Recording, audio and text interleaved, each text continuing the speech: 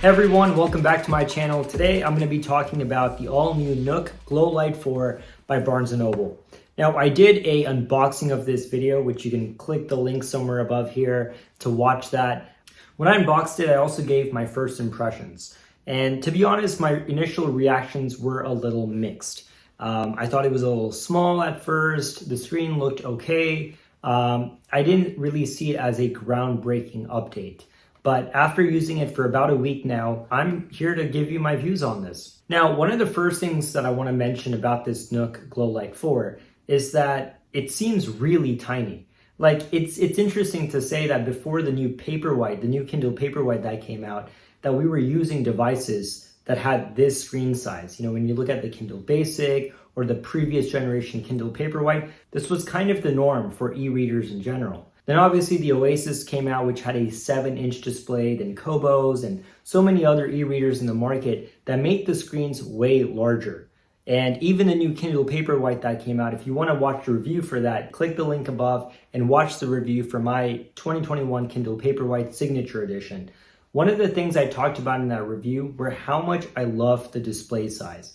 It went from a 6-inch to a 6.8-inch display, and the display getting larger made a huge difference in my everyday reading. Now this right here seems tiny. I was using it for a week, and every time I would compare it to my Kindle Oasis or my Kindle Paperwhite, it just seemed really, really small. And I don't like the fact that when you're reading, especially with the margin settings and the font, you just don't get a lot of content on one screen. Now, if you make the font a lot smaller, then yeah, sure, you can get a lot, but you're literally gonna start squinting at that point.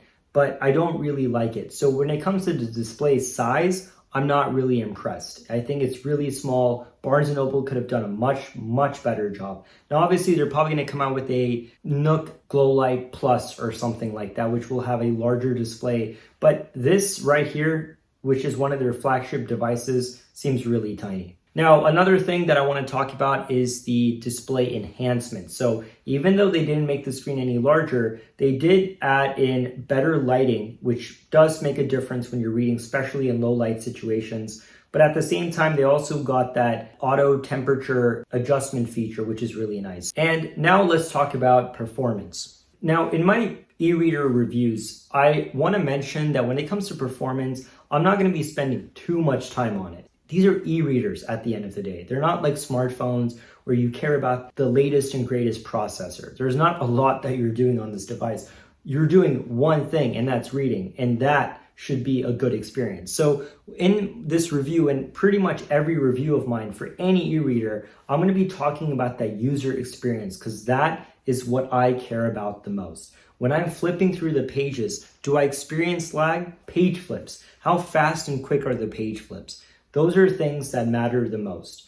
You're not going to be spending too much time toggling the settings. You're not going to be spending too much time tweaking and modifying things. You're literally going to be reading 99.9% of the time. And that's exactly what I want this review to be about. So anyways, I know I kind of went off there for a second, but when it comes to performance, I don't really have any issues. Sure, when I go into the settings, sometimes I do sense a little bit of lag here and there, but it's very minimal. Nothing that's going to stop you from buying this device. It's fast, the page flips are nice, and the reading experience overall is pretty good. Now let's talk about something that the Kindle Paperwhite doesn't have, and something that this does have that I wish that the Kindle Paperwhite brought, and those are the page turn buttons.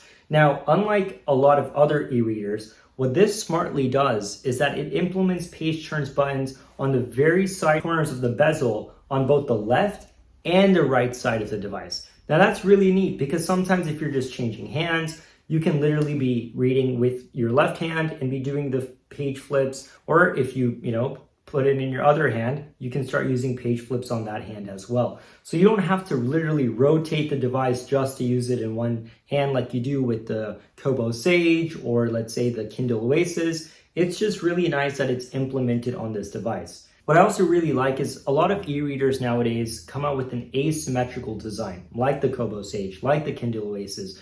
And I've already said this before, I'm not a fan of asymmetrical designs. I like it when it's just a simple design with the same bezel width all around the device. I find that to be much cleaner and nicer and easier on the eye. Once again, that's just my personal preference. So I like the fact that they implemented page turning buttons in a way that's in a symmetrical design, and it's on the side of the bezels. So it's not distracting, it's not there popping out right at you. Now, the one thing I don't like about these page turn buttons is the sound. They are so clicky. Here, let me give you a demo.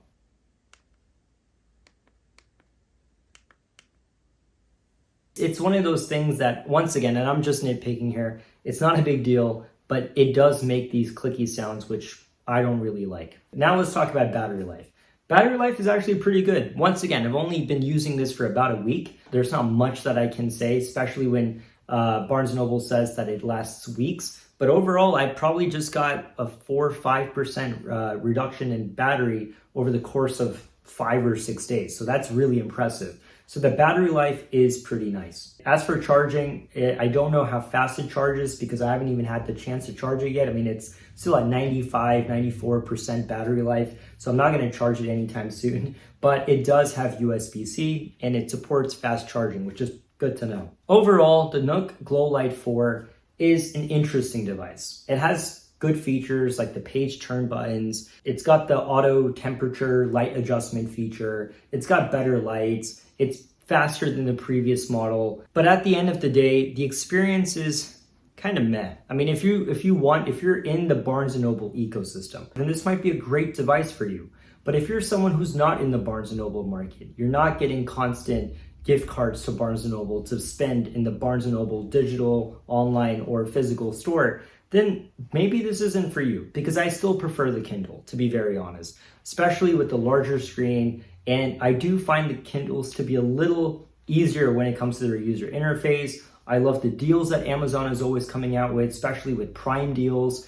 And I like Kindle Unlimited as well, which you don't get on here. So there's a lot of things that I like about Amazon's ecosystem, and I can do a whole other video comparing Amazon's ecosystem versus other e-reader ecosystems. This Nook GLOWLIGHT 4, it's decent. The screen size is what kills it for me because I don't like the fact that it's so small. It gives me this impression that I'm reading from a smartphone. That's how small it feels. Once again, some of you guys may like it. For me, I am willing to sacrifice a little bit of that portability for a larger display. So overall, this is just my review on the Nook GLOWLIGHT 4 by Barnes & Noble. I'm also working on a review for the Kobo Sage that should be up in the next few days. But let me know your thoughts. Is this a device that you're interested in purchasing? Do you have any questions for me? Whatever it may be, comment below, let me know. Until then, I'll see you next time.